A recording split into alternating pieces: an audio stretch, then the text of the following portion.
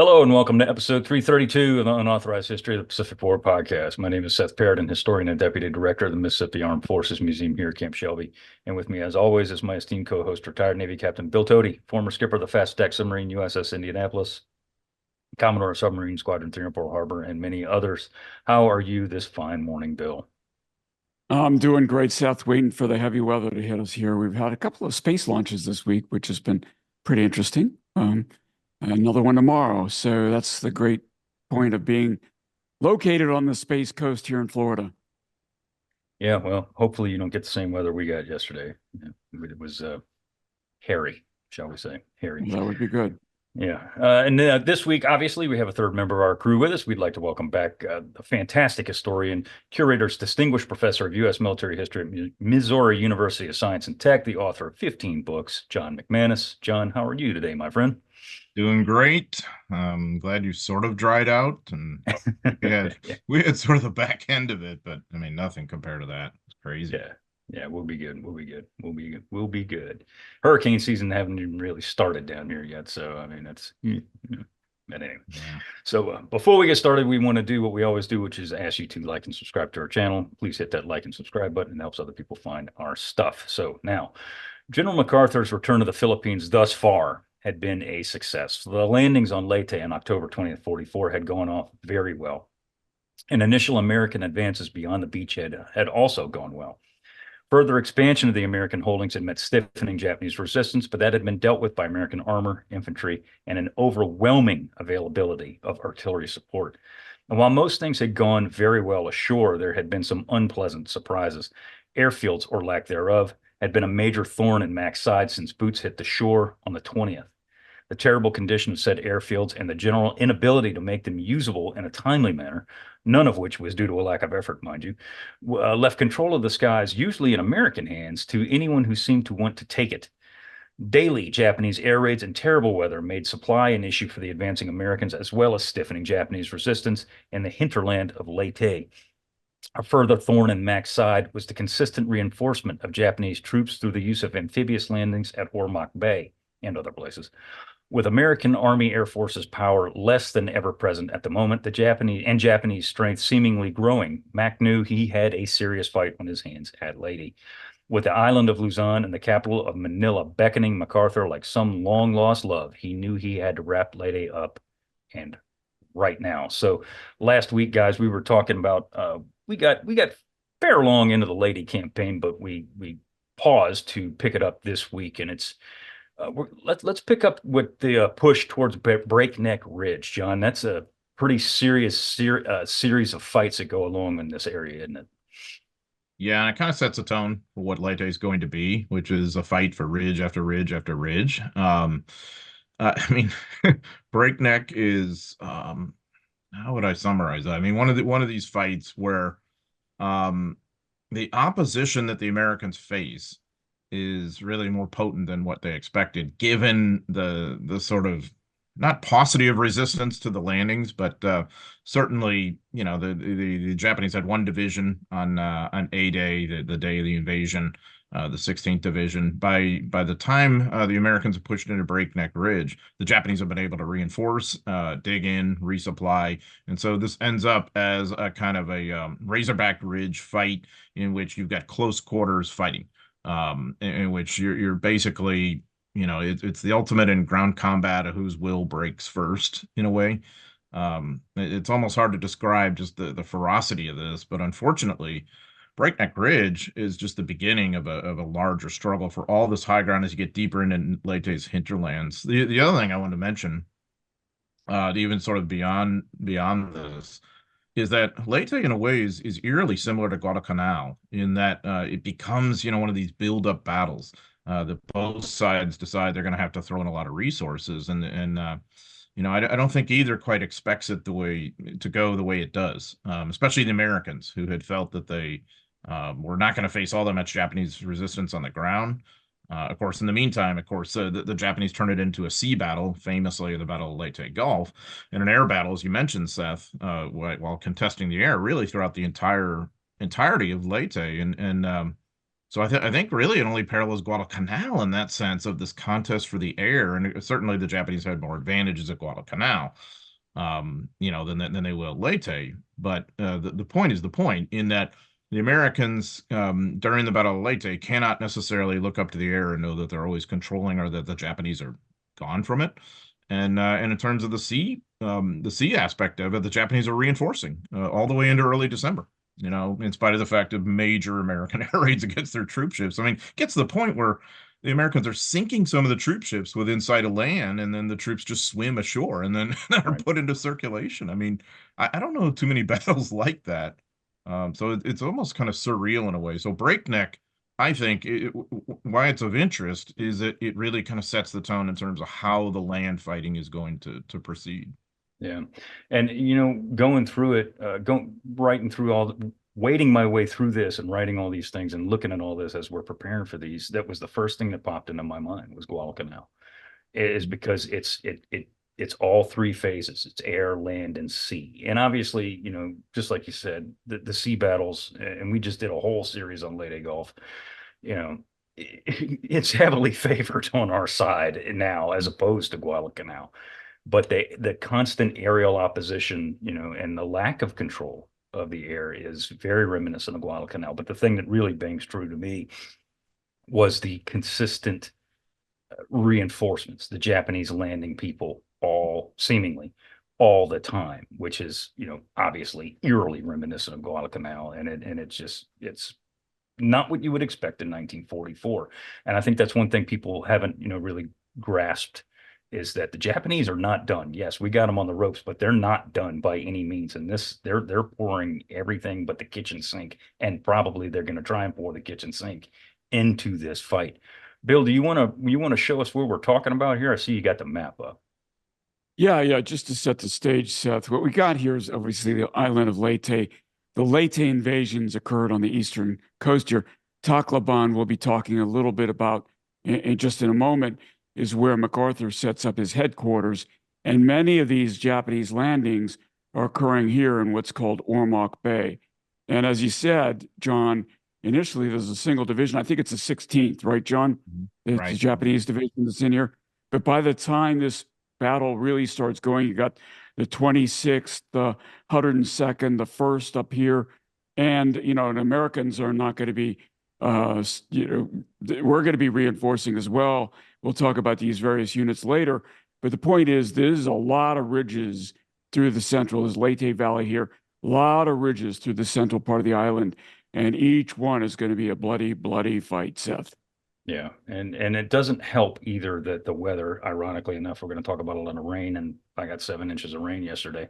The weather had been dreadful for this entire campaign. When the Americans land on Leyte, it's roughly the tail end of the monsoon season in the Philippines. But as we all know, Mother Nature is very, very fickle. And just because there's a calendar date that says monsoon ends here does not mean that the monsoons end there, much like hurricane season.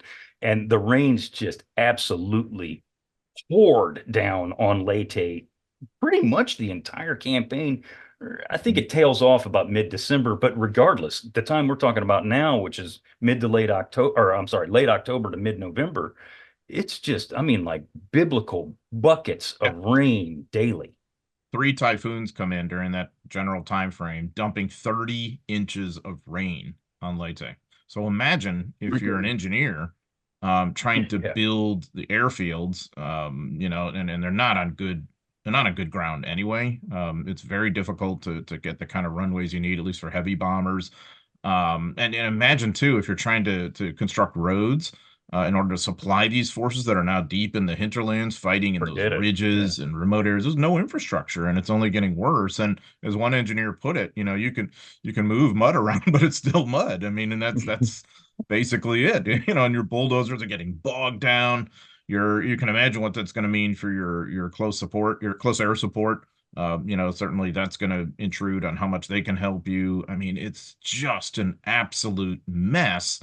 And that's not even taking into account how miserable that's going to be for the average infantry soldier at the front, who's just constantly wet, soggy, sodden, moldy, around the clock. So it's, I mean, Leyte, the weather could really not have been too much worse in that initial phase.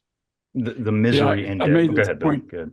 I made this point before, Seth, but my uncle Joe Talone, um, my mother's uncle, my great uncle, was in Guadalcanal Army engineer and got moved to Leyte just in time for all this operation. And he hated it. I've been in the Philippines during monsoon season. I wanted to break out my scuba gear. We were underwater so much, right? And of course, Uncle Joe didn't have any scuba gear, so that wasn't an option for him. But yeah, trying to build runways and stuff that they were doing during this time, they would just push mud from one end to the other. It would wash back down. Then they would push it. It would wash back down. And it was just never ending, relentless, Seth. Yeah. I mean, it's terrible, but the Japanese use the weather to their advantage. While we can't get a lot of, excuse me, aerial, ground support or whatever you want to call it up in the air, the Japanese take advantage of that and they start moving some of these people through these storms and they start landing. Well, they don't start, but they continue landing them. They land a great majority of them in some of these nasty, nasty storms because they know we can't fly and knock these barges out. So they start pumping people into Leyte in the middle of these storms, and they use it to great success. So they start pouring guys ashore. Now, we talked about the air support, and it was present. The Big Blue Fleet is offshore here, and we are flying support when we can, but it was not ever present as it always is. And this is what is the major key to allowing these Japanese to get ashore here is the fact that we can't consistently try and knock these convoys out. The Japanese, they're getting several thousand men ashore, and the losses on the American side are also heavy. Not only combat losses, but like you were alluding to, John, it's disease. It's, trench foot, all kinds of other stuff that you see a lot in New Guinea, and you're seeing it again now. So Sixth Army is frankly under strength, and they're having to bring people in here. They bring several units in here, not the least of which is the 32nd Infantry Division. We talked about these guys, and the 112th Cavalry. On November 7th, elements of the 34th Infantry Regiment were relieved for arrest. We talked about these guys before. They'd been in action since A-Day. I mean, they've been in action since the very first day of the landings, since the beginning of the liberation, and they were absolutely shot. They'd lost casualties, they'd lost men to disease. They had to be replaced. They're replaced by the 21st Infantry Regiment, and they move into this area called Breakneck Ridge here, John. Let's talk about some of this fighting up here at Breakneck. Yeah, so I mean, the 21st Infantry, the kind of fighting they're going to get is really very close quarters, and that's what has really kind of attrited the 34th Infantry. Certainly, the conditions have mattered, in terms of creating adverse circumstances in which you're going to lose people to disease problems, to the equivalent of trench foot, whatever it would be. Sure. But mainly, it's just close quarters combat, and what really strikes me about Breakneck Ridge and to some extent many of the other ridge fights is the preponderance of casualties caused by small arms, which you really don't see as much in this kind of hyper modern warfare. It's artillery shells and mortar shells that are generally causing the majority of the wounds and maybe even the majority of the fatalities at Breakneck Ridge. And then you're going to see this at other ridge fights on Leyte too, is you're talking about 55 to 60% of your casualties from small arms of machine gun fire and rifle fire. And what that tells me is the two sides are fighting at very, very close quarters. You are really almost eyeball to eyeball with these guys fighting mainly in the mud. Breakneck is a kind of razorback ridge. It's the classic thing where they've dug in on the opposite slope. And they have a lot of these, whatever lanes of advance you've got for the 21st Infantry are going to be heavily covered by Nambu machine guns, by knee mortars, and whatever else. So that they've also had enough time to create, modified bunkers and whatever else. So it's just one of these horrifying slogs in which the Americans are gonna try and flank and envelop the ridge, and they will succeed. I think this is where Lieutenant Colonel Clifford does his thing, and that's obviously it takes incredible valor to pull this off, to be moving columns in under difficult circumstances and in rotten terrain. I mean, without all much air support. I mean, it's just, you're kind of on your own up there as an infantryman on some levels. And your supply, I mean, it may be coming or it may not. I mean, any typical American infantry division needs about 300 tons of supplies just to sustain on the front, much less attack. Whether you can really count on that, if you're Fred Irving, you know, controlling the 24th ID, which these regiments are a part of, that is no sure thing. You know, I mean, it's you know, that it may be true today, but not true 3 days from now. So, you know, the other thing about the Japanese reinforcements, I mean, they're able to put the better part of about 5 divisions plus an independent brigade in there, and I think another regiment. I mean, that's tens of thousands of soldiers that are going to be in there to fight. So then, of course, 6th Army is going to have to reinforce accordingly, which, as you said, Seth, 32nd Division is going to come in, and this is their first major fight since Buna, which tells you how you know, decimated they were by Buna and how important that battle was. I would argue one of the most important of the war. And then 112th Cavalry, 11th Airborne, of course, is going to be in the mix. And then eventually 77th Division, which is sort of ping pong back between MacArthur and Nimitz's headquarters. So it's a kind of attritional battle in which both sides are escalating and sending in as many people as they possibly can. And the Japanese aren't sending chumps in here either. They're sending first-rate divisions. I mean, there are first regiments, battalions, whatever they can lay their hands on. But specifically, Bill, there's a unit that goes in there, Japanese 1st Division. These guys are bad to the bone. These are not just some line infantry. These are some heavy-duty, hardcore troops, aren't they? Yeah, you know, Seth, they're elite in every sense of the word. They're veterans of China and recently stationed in Shanghai. These guys were counted among the finest troops the Imperial Army could muster in 1944, and frankly, the entire war. And authority of no less than Krueger himself remarked that these specific Japanese troops did more to drag out Leyte campaign than anything else in the enemy arsenal. Today, the defenses proved to be solid. When the 21st hit them over a period of 5 days, little to no progress had been made by the 21st. To make matters worse, on November 8th, a typhoon pounded Leyte, one of these typhoons John was talking about, for several days, bringing any attacks by the Americans to a screeching halt. Again, roads and trails turned into rivers, and progress was non-existent.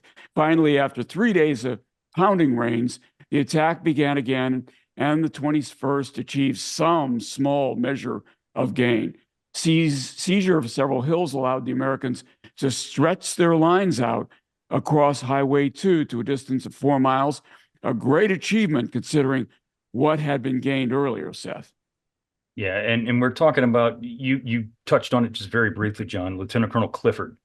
And there's another lieutenant colonel. He's part of this double envelopment that Irving wants to send out there to try and reduce what the Japanese are calling the Yamashita line of defenses. And Lieutenant Colonel Spraggins,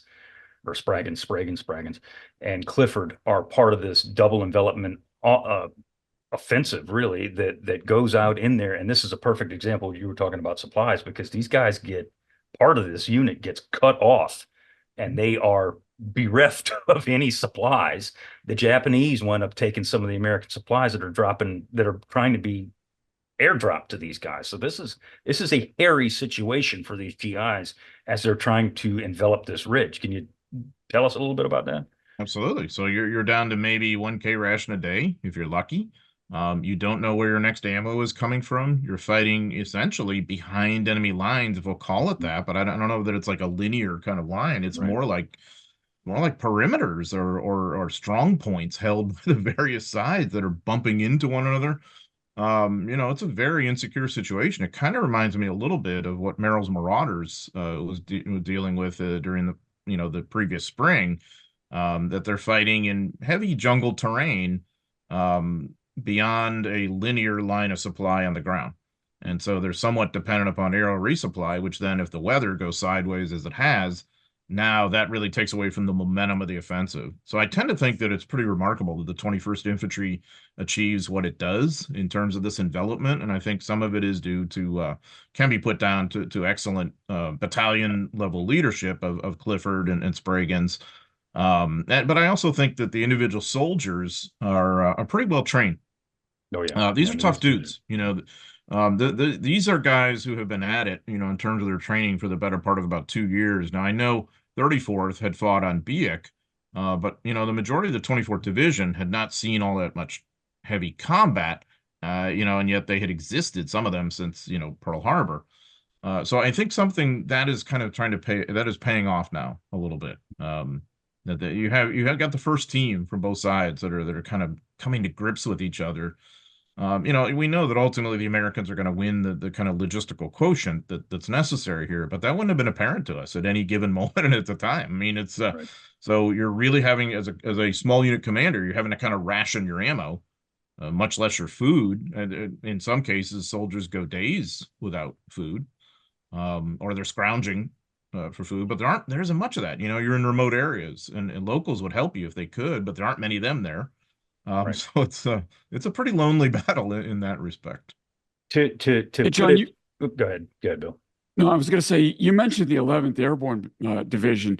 There was also a glider unit here too, right? But they didn't operate in airborne, or they didn't operate their gliders or anything like that, a la Normandy, did they? No, so the 11th Airborne Division is structured differently than the airborne divisions in Europe, you know, in which you would have had in there, you know, three parachute infantry regiments and then one glider infantry regiment. In the 11th, you have one parachute infantry regiment, the 511th, and then you have two glider trained infantry regiments that are also eventually going to be sort of airborne trained too. So there's a little cross pollination there, but that's a little bit later. But yeah, as they're thrown in here, essentially they're fighting all of them as light infantry, Right. very deep in the hints. 11th Airborne. So the transport command, the aerial transport command, dropped something on the order, I don't know, 1.6 million pounds of supplies or something during the course of this campaign. It's just crazy. But the 11th Airborne really gets the plurality of the supplies, because more than any of their unit, because of the way they're structured and trained, they are going to be fighting in the remote areas without that, you know, land linear line of supply. So as an airborne unit too, they're already kind of familiar with that world, the aviation world.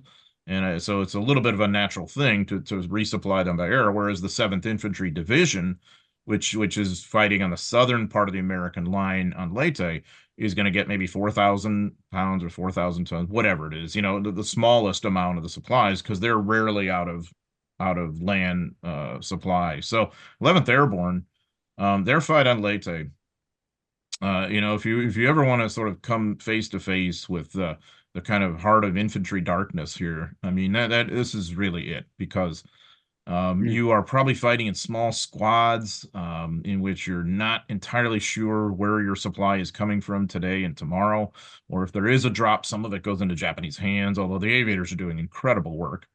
It's a very insecure kind of battle in which it's basically you against them in small groups, fighting desperately with anything you have. And you're being pressed by higher command, by the remarkable Major General Joseph Swing, who's the division commander, who's a very hard charging kind of guy. But it actually reminds me very, very much, almost eerily so, the fighting that goes on in the mountains in Italy, in which you end up closer to the line with smaller groups, kind of cut off from the outside world, just sort of fighting almost a caveman type of battle on some levels. Although the aerial resupply is way more sophisticated in Leyte. It's jungle terrain. Although it's mountainous too, you know, I mean, but it's, you know, in terms of the point of isolation, I think it's similar. So when we think about the Battle of Leyte, I think we should steer away from thinking about a sort of continuous American line moving forward the way we might in the European theater or something. It's really a lot more disjointed than that. To the point where you're going to see a lot of surprise assaults. And by that, I'm not talking about like some surprise, you know, just frontal assault. I'm talking about the surprise landings, you know, behind the lines kind of stuff here on Leyte to try and cut these Japanese off. And this is what we were talking about before with Spraggins and Clifford. Specifically, General Irving sends the 19th Infantry Regiment, 2nd Battalion, that's Spraggins' people, to the east to swing behind the Japanese lines. Again, just what we were saying, southwards, and cut off their lines of supply on the western side. He sent the other elements of the 34st First Battalion under Lieutenant Colonel Thomas Clifford to move from Carragera over water to a point 2 miles west of Highway 2 and then move in. So again, they're trying to cut the Japanese off from behind here. And this is where everything goes sideways here, as you were saying, because they get deep into this jungle. And frankly, they don't get lost by any means, but they get deep into this jungle and they get so far extended that they don't have the ability to be resupplied. And Spragan's people specifically do get cut off. And this is where we were talking about the airdrop supplies or lack thereof, because their Americans are trying. We're trying to get supplies to them, but they either land on Japanese lines or they land in between American and Japanese lines. And whoever goes out there, try and go get these supplies, they get killed, or at the very least, they get shot.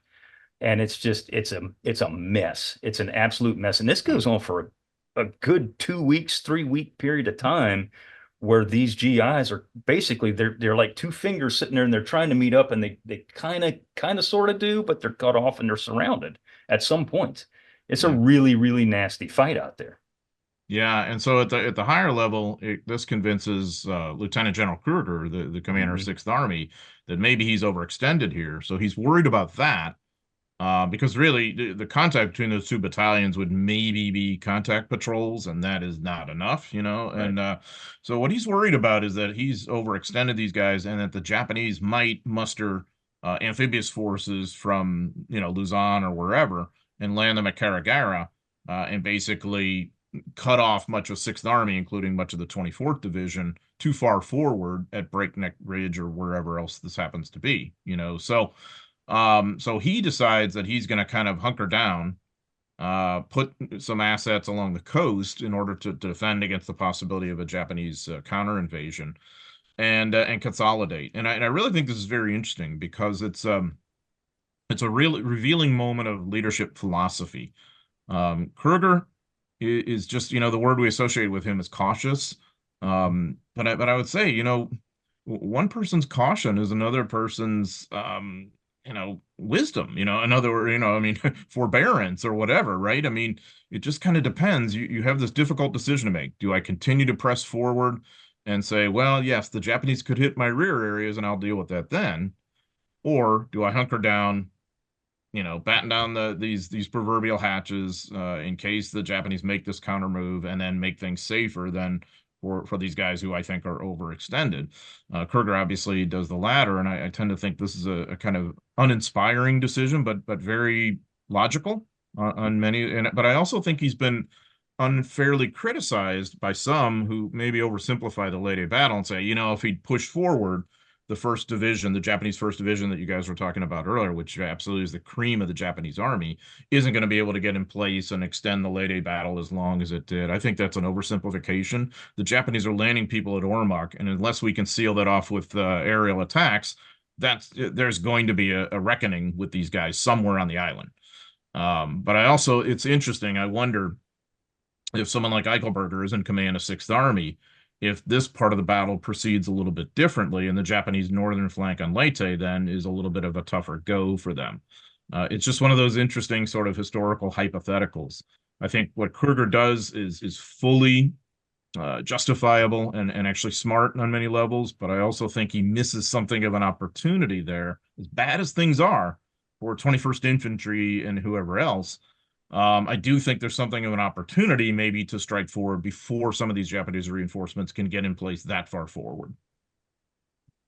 Well, either way, it's going to be a slugfest. And you were talking about, Krueger's decision to kind of hold back.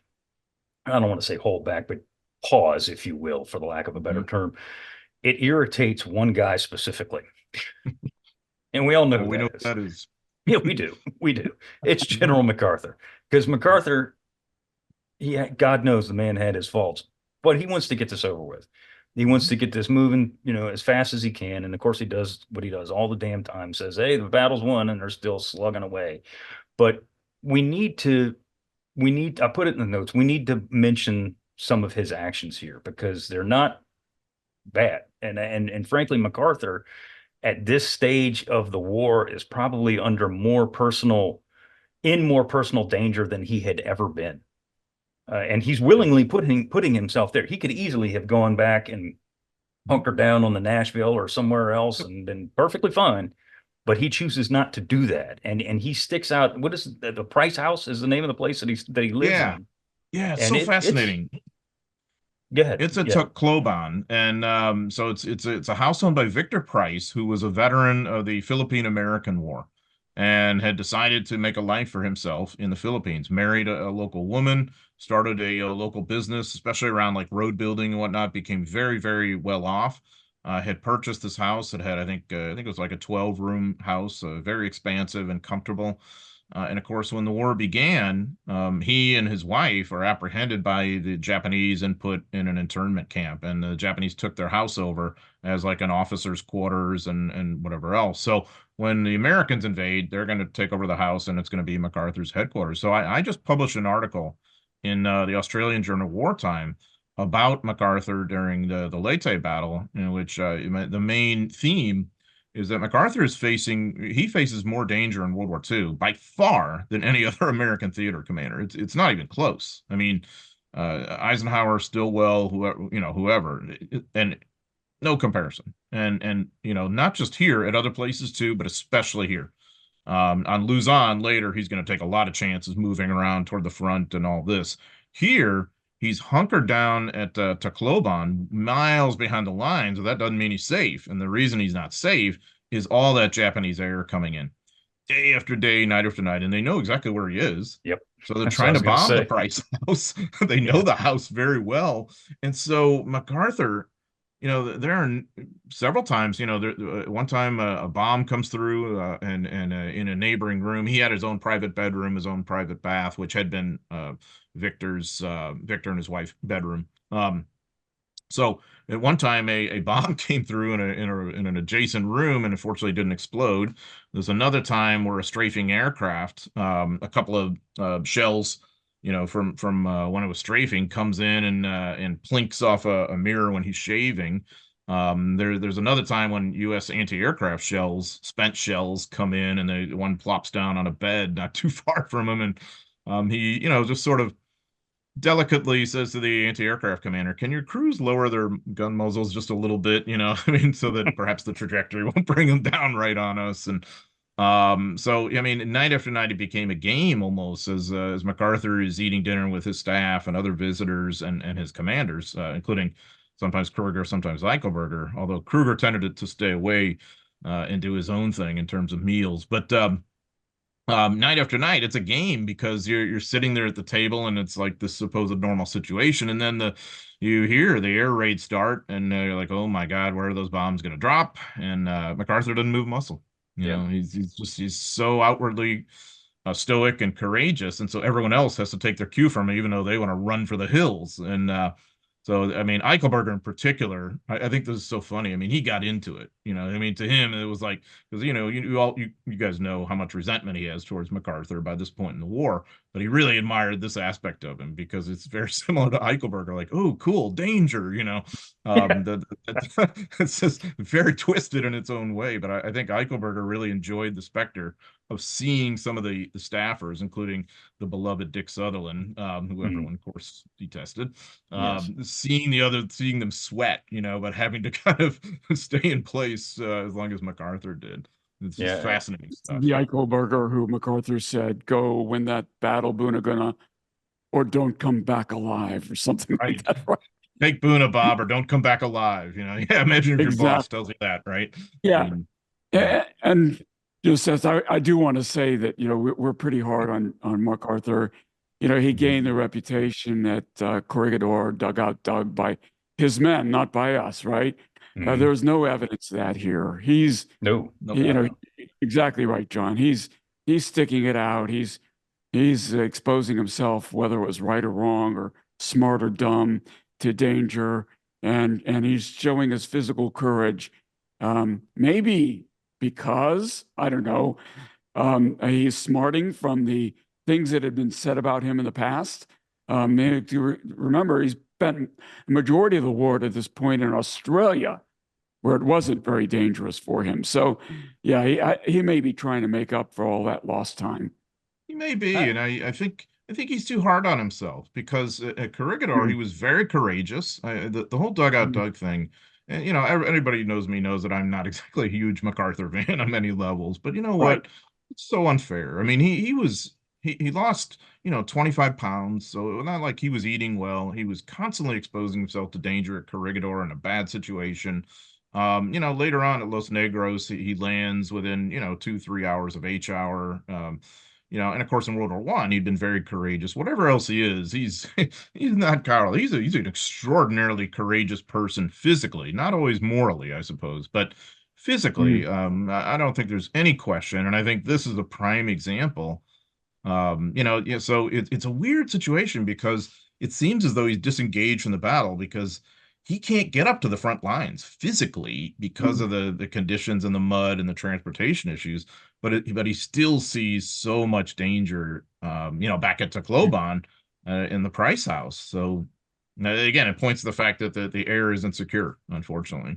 Yeah, and that's what I wanted to point out more than anything else is that the dude was brave. He might have been a jerk, but he was a brave man, and there is no question in that. I mean, like you were talking about, there were several times where he's in the middle of eating his dinner and the Japanese are coming and he doesn't even move from the table. And I mean, there's explosions outside and there's machine guns, going off and anti-aircraft. And he just sits there and eats his chow like it's an everyday occurrence. Yeah. It's like nothing's going on. And right. Some of the best, I think the two best accounts of this are Eichelberger's, who, because you get an insight into Eichelberger too. Like I said, he's like, oh, cool. This is great. Right. And Eegberg, Lieutenant Colonel Eegberg, Roger Eegberg, his physician, who I think has a much more like an account we can all relate much more to, because he's just absolutely terrified, wanting to get the hell out of there, but he stays in there as long as the chief does. But then he feels almost liberated when there's wounded, so that he can scramble away and go and deal with them.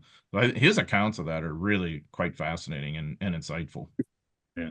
This is also where Mac receives word of his 5th star too. He gets his 5th star, or at least he gets word that he gets his 5th star over here at the same time. Yeah, later he encounters Nimitz, and Nimitz is already wearing it because Nimitz's guys had fashioned a 5-star rank insignia for Nimitz. And MacArthur wondered, where the heck did you get that? The PX isn't selling that thing. And so Nimitz had his guys fashion 5th 5-star rank insignia for MacArthur too. But yeah, he learns about it here. And they did it from from different kinds of metal. Right. Philippines, American, Australia, and so on and so forth. So that, and I really thought that was pretty cool that Eisenhower's 5 stars are a composition of the alliance. Yeah, that is cool. Well, let's talk about Ormoc. We mentioned it here, and this is a big deal. Like, this is a big deal. So Krueger's 6th Army, as we alluded to before, he's getting fresh people in there. Fresh is relative, but regardless, he's getting fresh people in there. He's getting 11th Airborne. He's getting the CAV units in there. He's getting, I don't want to say new infantry, but more infantry in there. So he's getting people in there to get this job done. He's not stupid. He knows where the majority of the Japanese landings, reinforcement landings are taking place, are in Ormoc Bay. The Navy is doing their dead level best. And people are going to say, well, what the hell does the Navy do? The Navy's doing everything they can, but the Japanese are still getting people ashore. That's the point, is that even though the Navy's out there with destroyers, there is a thing called the Battle of Ormoc Bay. There are things that happen out there that the Navy's trying to stop this, but the Japanese are still getting people in here. Such is their, defiance here, for lack of a better term. They're going to do everything they can. Krueger knows he's got to pull this thorn from his side. And the only way, well, not the only way, but one of the only ways he figures that he can do this is to frankly just invade Ormoc Bay and put people ashore here. And this is a major event. This is not some pittance of an attack. I mean, this is a significant little task force that goes out there. It's a significant landing that occurs there. And it's using some of the best troops at his fingertips, not the least of which, of course, is the 77th Infantry Division under A.D. Bruce. We've talked about these guys before. But, John, let's talk about them briefly before we get into the Ormoc Bay landing, the 77th. These guys are bad to the bone. They are bad to the bone. Terrific unit. This is the 77th Infantry Division, or Statue of Liberty Division. It's a New York National Guard outfit. They had fought on the Battle of Guam. That was their first combat in World War II, and they had fought alongside the Marines on Guam, had really forged a very good partnership with the Marines. And one of the reasons for that is that AD Bruce, the division commander, is very close with Roy Geiger, who was the Marine Corps commander. They had known each other for many, many years, and this is a classic example of the kind of cooperation we should have most of the time. So the 77th had productive combat experiences on Guam. And then it's kind of ping pong back and forth as a reserve unit for this operation. So what happens is it's kind of deep on Krueger's bench. It's going to be the last unit that we send in there if we need it. So initially, and MacArthur, remember, like you said, Seth, earlier about MacArthur saying, "Oh, well, these are just mopping up operations." He's saying this, what, like a week or so after the invasion? Right, Oh, it's exactly. all over now, that kind of nonsense. And so he acts on it, and he releases the 77th back to Nimitz because Nimitz had controlled it at Guam, his theater command. Well, as it turns out, of course, we need it now on Leyte, and so Nimitz graciously gives it back. This is the larger theme of the whole war, in my opinion, the Nimitz-MacArthur relationship. MacArthur gets way more out of that relationship than Nimitz ever does, and if it had been the other way around, MacArthur would have been whining and complaining about that forever. So Nimitz is so patient, so gracious with him, and is like, okay, no problem, you can have it back. So what that means for the soldiers is a 6,000-mile odyssey aboard ship of being bandied about, depending upon where they're going to be. So they're sent into Leyte. Initially, they're landed in November. So they get off ship, and then they're unloading ships and all that. They're in the rear areas. And by the way, when MacArthur released the 77 Division, he neglected to tell Krueger. So Nice. he wouldn't want to know that right. information, that I've stripped a division from me. So again, it's so MacArthur-esque in a way. But okay, so now they're back. And so imagine yourself as one of these Statue of Liberty guys.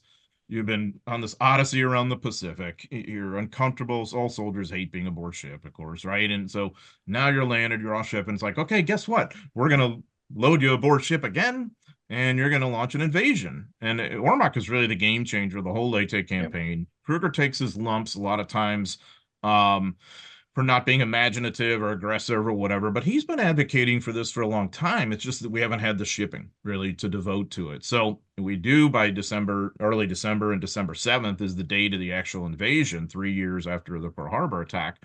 So we send the better part of 2 regiments from the 77th Division ashore that totally takes the Japanese off guard, in spite of the fact that you're going to have a sea and air response to this invasion, including kamikazes. We see that, in this Leyte campaign for the first time. So AD Bruce is interesting on many levels too. Nimitz, one of the things I found in my research, Nimitz once wrote that he thought that Bruce was the finest American division commander in the Pacific theater. And that really stood out to me. Yeah, that's really saying a lot, because there's some awfully good ones, and Nimitz is a very qualified person, to comment on that. So Bruce, what he has going for him, he's aggressive, yet he's very in touch with his soldiers. He's very intuitive on many levels. He's a lead from the front kind of guy. He's inspirational in some respects, but he's also very, very sensitive. Example, his chief of staff, Colonel Doug McNair, it was really like a son to him. And Doug McNair had a very famous father, Lieutenant General Leslie McNair, who, of course, was head of Army Ground Forces and then is famously killed in Normandy by friendly fire. Well, within a couple of weeks of that happening, within less than a week of that happening, Doug is killed as he's looking for a spot for the 77th Command Post. And he's killed in a small unit action on Guam. And so Bruce, this really is an extremely difficult thing for him to deal with. He kind of has to compartmentalize and not grieve initially while he wraps up Guam, but ultimately the grief comes hot and heavy, and he writes to Doug's mother, who's been widowed and lost her only son in the space of a couple of weeks. Bruce has this incredibly sensitive side to him, and he also has this bold side. So he's sort of all of the above. So when he sees that he's caught the Japanese off guard, he's going to move those units that have landed. He's going to move them very quickly towards Ormoc itself to take that away from the Japanese as a reinforcement point. So this is how it'll happen within like 3 days. And remember, the 77th is landing technically in Japanese territory, Right. behind Japanese lines, out of the line of supply. And I'm really not doing justice to it in terms of what it means on the naval side of the house too, because this is all this invasion fleet is very much contested. And you have, I think, 2 destroyers that we lose there, including the Ward. So I think that's interesting to talk about too. Yeah. Good. Fired the first shot after, on December 7th. Yeah, exactly. And Commander Outerbridge, who had, been the skipper of Ward at that point, now is skipper of another ship that when Ward gets mortally wounded at Ormoc, Outerbridge's ship has to sink the Ward. I mean, just imagine. I mean, Bill, you can rescue the Ward sailors. Yeah. He rescues the Ward sailors as well as sinking his old ship. Yep. I mean, just think about that. What that has to do to your heartstrings on some levels. It's just... And this is all happening on and around December 7th with the 77th Division landing. You can't make this stuff up. You really can't. It's just amazing. Yeah. So the offensive, which is what it is, it's a large-scale offensive. Of course, we said the 77th lands at Ormoc Bay, but Krueger kicks off an attack in 3 separate areas to really occupy the Japanese attention and obviously to put pressure on them at the same time. So on the 5th of December, actually just before the Ormoc landings, the 7th Division at, I can't even pronounce this place, Damulan, I guess, drove northward and succeeded in breaching the enemy defenses at the Palanas River. And then the 11th Airborne also attacks on the eastern side. And this is just before this Ormoc landing. And the whole point of this, as you were talking about, John, is to cut off General Suzuki. Suzuki is a Japanese general who's in command of the Japanese forces on Leyte Island. He's trying to cut them off from this reinforcement supply area and squeeze them out, essentially, is what it is.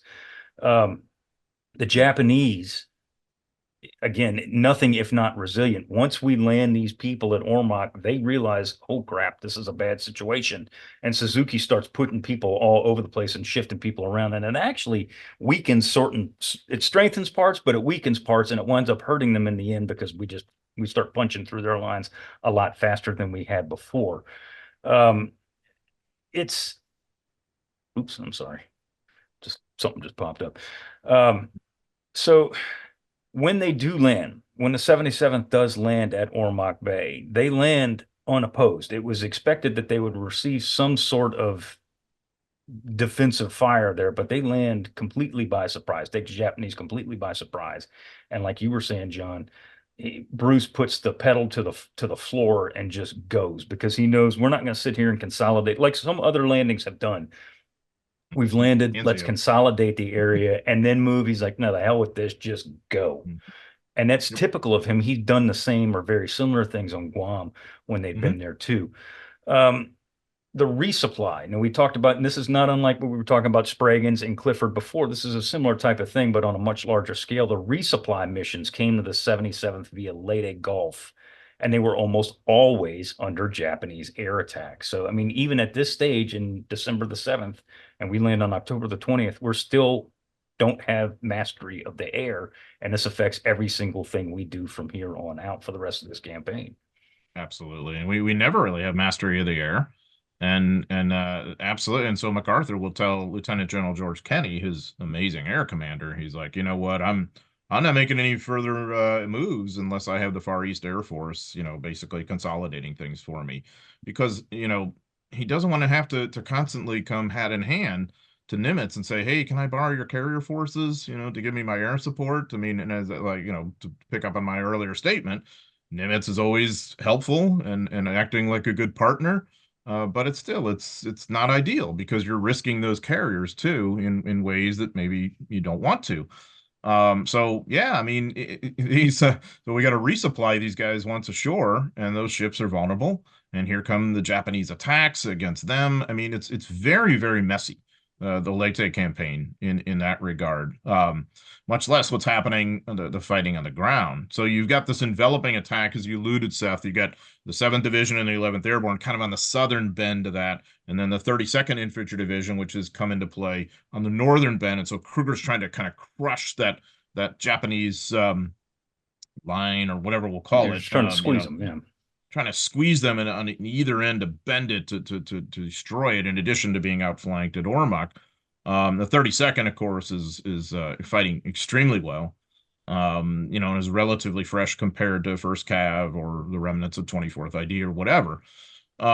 Bruce acts exactly right in pressing 77 so aggressively beyond Ormoc. But eventually you're going to have to come to accounts with these guys because there's still a lot of Japanese on Leyte. So this really converges at a place called Kogan or Kohan, which is inland, from Ormoc. And what's significant about this is it's sort of the southern anchor of that part of the Japanese line.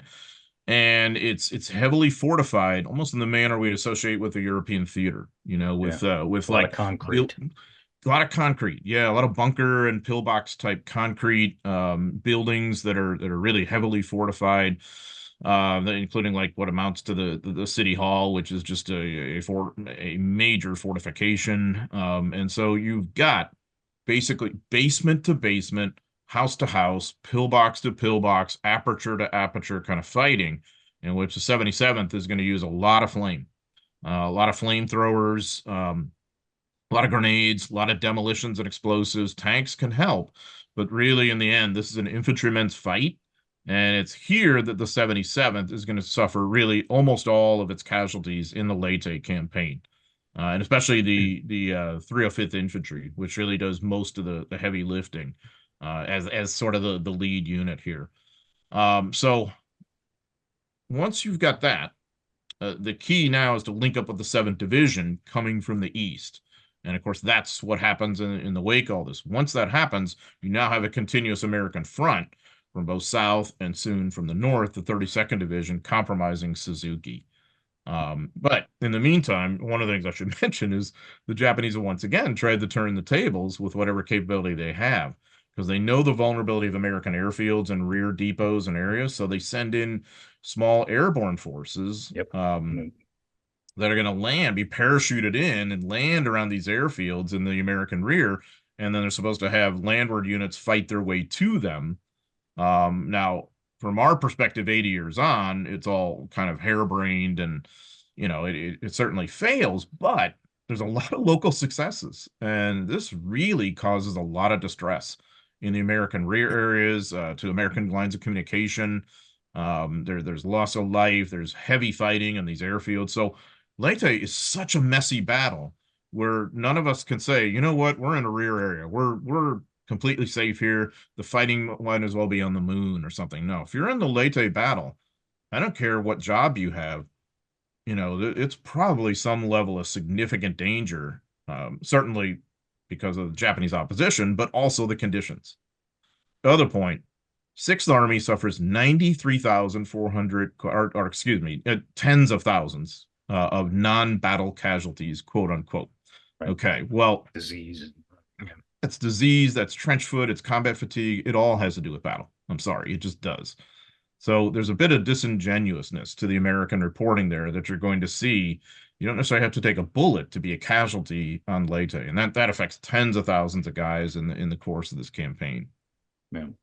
You were talking about the airborne operation, the Japanese airborne operations, of which it is minuscule in the grand scheme of things. But to your point, and Bill, you can comment on this, if there's enemy in your rear, you got to send somebody there to take care of these people, which is essentially going to degrade your forward motion. And I mean, if they're there, you got to eliminate them, and it does cause things to slow down to some extent. And it's just another thorn on the side here. You need that logistics train, Seth. And before we move too far off, Bruce sends a pretty memorable message here. Yes, after he gets the 77th ashore. Is like he's playing a game of craps. Remember, the divisions he's trying to link up with the 77th is the 7th ID and the 11th Airborne. And so he sends a message when the 77th lands at Ormoc. He says, have rolled 2 7s in Ormoc. Come 7th, come 11th, Bruce. So it's, kind of a little playful, maybe inappropriately so, but absolutely memorable. And you're right, Seth. He's got to take care of the threat. 360 degrees, right? It's not just in front of him. The threat is all around him. At sea, we still got the kamikazes attacking the Navy. So any at-sea resupply is going to be affected by that. And it's very, very difficult here. That message that Bruce sends is typical AD Bruce, but it rubs a couple of people the wrong way, John. And it doesn't, I think Bruce personally shrugged the criticism off, but it rubs some people the wrong way, though. That message, yeah, especially John Hodge, the 24th Corps commander, who writes a private letter to a colleague, basically saying, I'm a little disappointed in Bruce. Yeah, he's sort of brilliant operationally, but he's so full of himself, and he's just sort of a grandstander, and so. I think that says a lot about Hodge too, because Hodge was not a grandstander. Hodge was a total no-nonsense kind of dude, and he's a fine commander. But he doesn't have like a great sense of humor. He's just not going to get that. And Joe Swing, the 11th Airborne Division commander, I think gets what Bruce is trying for, but also thought, he'd be more like, why didn't I think of that? General Arnold, the commander of the 7th Division, would be the type perhaps to kind of roll his eyes at that, as much of the 24th Corps staff did.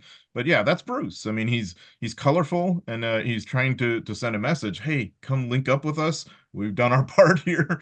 And he thinks that's a kind of pithy and succinct way to do it. It's the way he and Geiger had dealt, had interacted with each other, but they knew each other extremely well.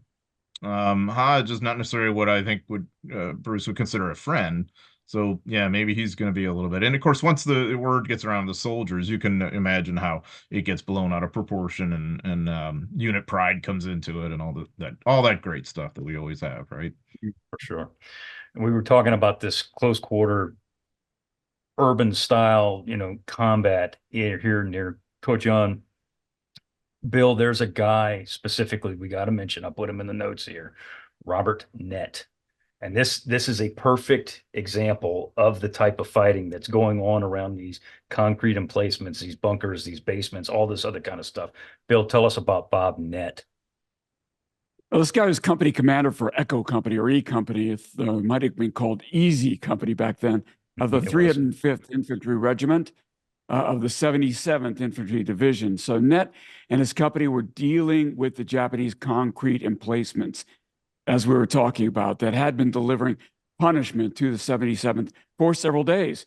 He recalled the NCOs would push Bangalore torpedoes under the barbed wire, blow the wire, push forward, use flamethrowers to knock out the positions. Gradually, we got ourselves a foothold in the area, facing one of the last large buildings in the area, a 3-story concrete blockhouse. Nett requested and received 105 millimeter direct fire support into the building. His goal was to knock holes in the structure so his flamethrowers could get up and close and burn the Japanese out. As the 105 millimeter open fire, remember, direct fire, not indirect fire, Nett was grazed in the throat by something that nicked his jugular vein, causing significant bleeding. Undeterred, he pressed on, crawling forward with fixed bayonets while bleeding. Nett positioned his machine gun teams in such a way as to cover their mutual advance, as he and his infantry worked closer to the blockhouse. As he did so, he and his infantry ran into many Japanese hand-to-hand fighting ensued, in which Nett himself killed at least 7 of these guys. Rolling over to give instructions to one of his machine guns, Nett was shot through his lung. Unfazed. What? How can you be unfazed when you're shot through your lung? He continued to forward despite the serious chest wound that was causing some labored breathing. Yes, lung collapse, lung will do that. Still, he ordered his men forward, leading the assault while he was wounded for a 3rd time. Now with the blockhouse under attack and soon destroyed by his infantry, Nett turned command over to one of his platoon commanders and walked himself back to the aid station. My goodness. He would be awarded the Medal of Honor, rightly deserved, for his actions on December 14th, 1944, Seth. I mean, just indestructible.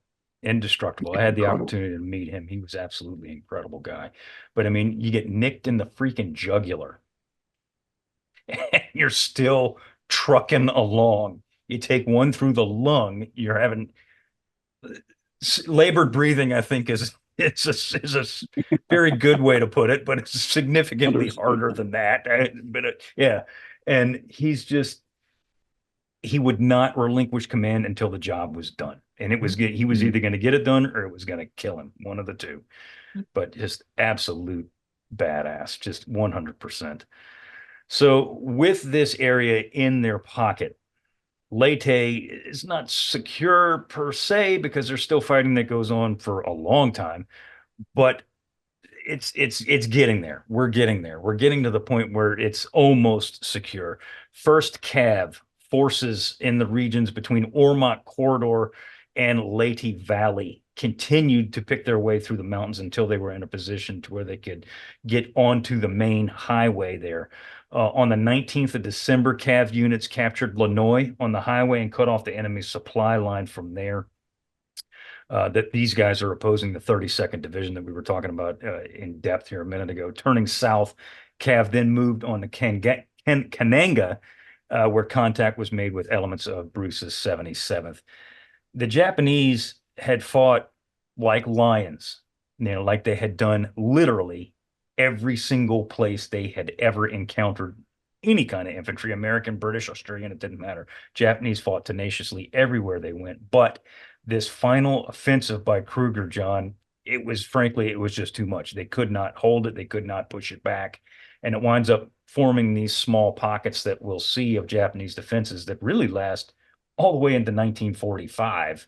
Oh, yeah. But essentially after Christmas Day, it's essentially over at this point from here on in. And yeah, the Americans have sort of broken the backs of organized resistance. And so the Japanese point of view in this battle, and their sort of decision making there's been a lot of debate on their side as to how to react to that initial American invasion.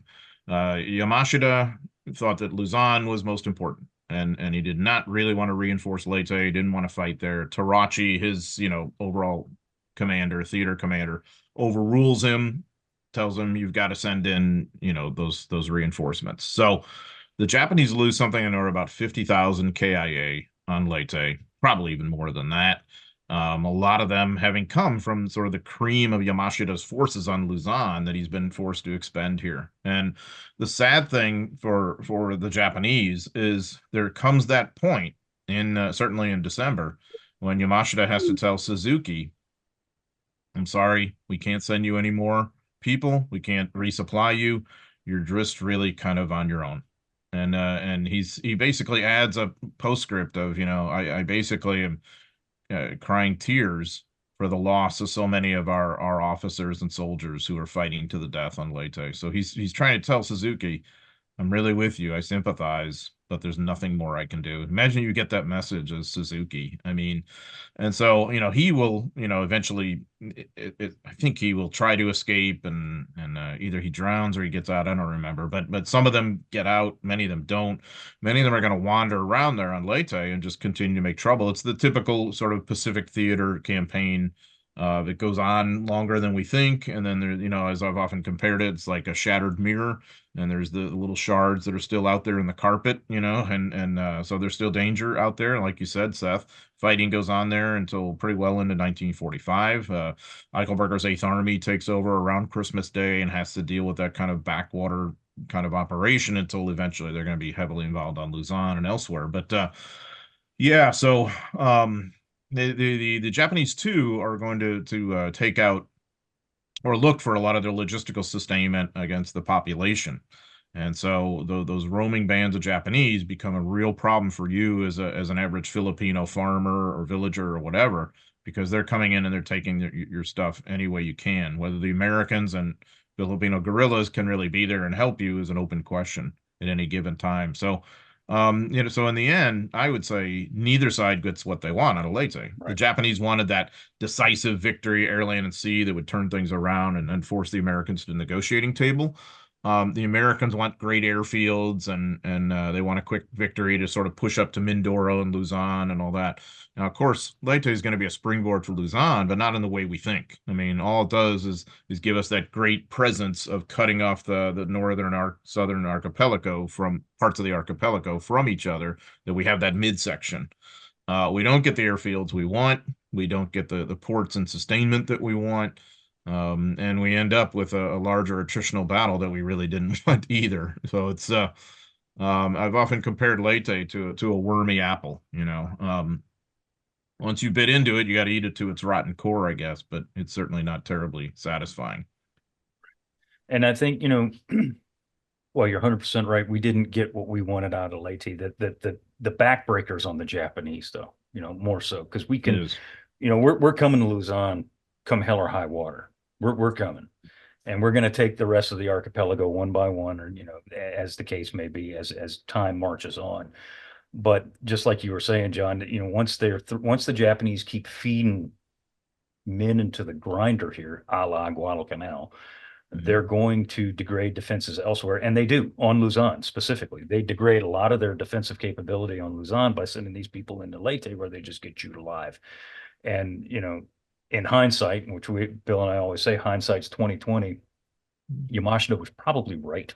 You know, Leyte wasn't worth I think he was throwing all those people in there. He should have held out on Luzon more. Not that that would have made us any happier as Americans, but it certainly would have made the fight a little more even-sided, I guess I could say, on Luzon. You know, it's almost kind of chilling to imagine, because as bad as Luzon was, right, it could have been way worse if, you know, the Japanese hadn't sent all those people to Leyte. So I suppose, yeah, we were going to have to fight them no matter where they were. But I think partially it was the conditions that made things so problematic on Leyte versus Luzon. Not that the conditions are always good on Luzon, but we don't have as many typhoons and whatever else that lead to the serious problems. And we have better airfields like Clark Field and all that ultimately. But yeah, it's really it's a cautionary tale, I guess, isn't it? yeah. That from both sides, both perspectives. But you're right. The Leyte does break the backs of the Japanese, especially on the naval side of the house, obviously. But their aerial capacity is severely diminished, so that Luzon could have been worse in that respect. Once they that initial kamikaze go, you know, in that first few days of the Luzon campaign, now they got to husband all their air for Okinawa. And so then you really will control the air at Luzon. So maybe that is the product of victory at Leyte in that sense. Yeah, I mean, after their defeat at Leyte here on the island and at sea, like, you know, Bill and I have talked about that ad nauseum for many weeks now. The hopes of holding the Philippines are essentially gone. You know, I mean, it's essentially because of all the men and all the assets, air, naval, everything that's thrown in here. Now, and Yamashita knows this, that all they're doing at this point is it's a holding action. It's a delaying action for the inevitable that's about to come. And as we're going to see when we get to Luzon, that just brings indescribable suffering to the people on Luzon, specifically Manila. Yep. It's barbarism to the nth degree of the things that you're going to see, and we're going to talk about when we get to Luzon. Guys, is there anything else we want to say about the rotten apple before we wrap up our Leyte coverage here? I mean, I think we've pretty much said it all, but we have, and I would just say that there's about, I think, 15,500 American ground combat casualties in this battle. You know, so these are, if we think about it on a global scale, I mean, these are operations that are really right alongside whatever's going on in Europe in the fall of 1944. And Sixth Army's role is sort of analogous to First Army, you know, in that it's really absorbing a lot of the brunt of this attritional fight against an enemy that is certainly in bad shape, yes, but willing to fight very hard into the end and inflict major damage on you. And in this case, you've got a commander, Yamashita, who really understands strategic sense of his mission, and I think he's going to carry it out rather brilliantly on some levels, you know, especially on Luzon. So his hand is forced on Leyte to do, you know, not so much what he wanted, but as a loyal soldier, he carries it out the best he can. And I think this maybe then sets the tone for what we're going to see at Luzon later on. Yeah. And, you know, as we've said multiple times, just because a Japanese soldier isn't necessarily an elite infantryman, if he can do this and pull a trigger, he's going to fight until we kill him.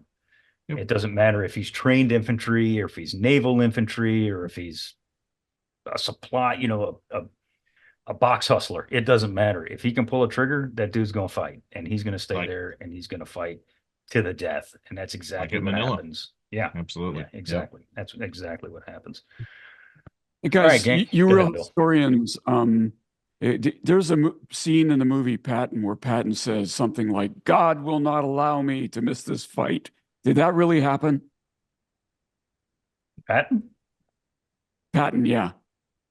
You mean like in terms of the campaign in Northwest Europe and all that? Yeah, right. I don't know if where he basically believed it was God's destiny that he engaged in that fight. I think I don't know if we could point to one specific quote, but he certainly has that mindset that he's somehow divinely ordained in here. Yeah. And you know, the guy to talk about with that is my friend Kevin Hemel, who knows more about Patton than anybody else on earth at this moment. He's in the middle of doing a biography of him. Okay, well, it's good to know if we ever do the European theater, which we won't.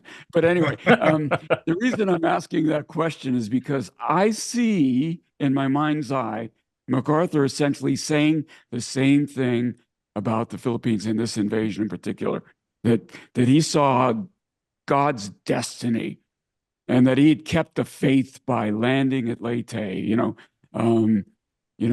Just one of those things that he basically, I've fought the good fight, I've kept the faith. I'm quoting the Apostle Paul right now. But I do believe that MacArthur almost saw himself that way. And now, frankly, he performed, except for declaring the battle won before it actually was, he performed admirably during this battle. Mm-hmm. Yeah, I mean, this is one of his finer moments. And Bill, I think you've nailed it. I mean, he has this messianic kind of vision of himself. And I think it's one of the reasons for his courage is he feels that, well, God won't let me die in some innocuous little bombing raid here. I have much greater sort of, fish to fry. And you remember I've said that, if there's any bigger word than crusade in his mind, that's it for what's happening in the Philippines. Mm-hmm. Yeah. And so, yeah, and I think he feels he's a person of destiny in that regard. There is and I'm just going on what his people who are close to him, his staffers, had said that there was a kind of mysticism about him in that respect. That I do think that he had that kind of viewpoint. Yeah. Okay. Especially when it comes to Luzon and Manila specifically. Definitely. At this point, we're at the end of 1944. Let's just say Christmas Day. Yeah, he's not looking at Leyte anymore. No. Mac, he's looking across. He's looking northwest. He's looking at Luzon. He's looking specifically at Manila. That was the only thing that was on his mind. And that had been his quest since he was forced to leave. When he was recalled, when he left Corregidor, his only thing in his mind was to get back to Manila, get back to Luzon. And that's exactly what he's looking at right now. And you're exactly right, Bill. I 100% agree that he felt that he was a man of destiny to return to do this. And you're going to see this once he gets to Manila. Once he gets, especially there's a lot of scenes, personal interactions that he gets into once Santo Tomas is liberated, and he sees people that he knew that had been in captivity since 1941 or 42, really. But regardless, he knew these people. He knows them personally, and it's there's a lot of really moving incidents that happen to Mac, specifically at Santo Tomas. I mean, Luzon as a whole, Manila especially, but especially at Santo Tomas. There's a lot of things that go down there that I think shakes him to his core when he sees what's happening there. And to your point, the crusade, it becomes even more of a crusade, in my opinion, after he sees what the Japanese have done and what the Japanese are doing on Luzon. It becomes very, very personal for him, even more so than it already had been, which is hard to believe. Yep. Definitely. Well, all right, guys. Well, I think that's going to do it for this episode. We're going to go ahead and put a bow on Leyte and all the operations in the Philippines until we get to Luzon. So with that, we want to thank you very much for listening in on our conversation. Please subscribe to the Unauthorized History of the Pacific War podcast, wherever you receive your podcasts. Give us a rating and review. We do appreciate it. If you want to see the video version of this, tune into our YouTube channel. If you have a question or comment, send us an email at unauthorizedpacificpodcast@gmail.com. So once again, my name is Seth Perrin, and I want to thank you very much for listening and or watching. John, my friend, thank you very much for being here with us this week. As always, we appreciate it very much. Bill, Pleasure. Thanks for having me. Always, every time, man. Bill, take us home. And I'm Bill Tody. See you again next week.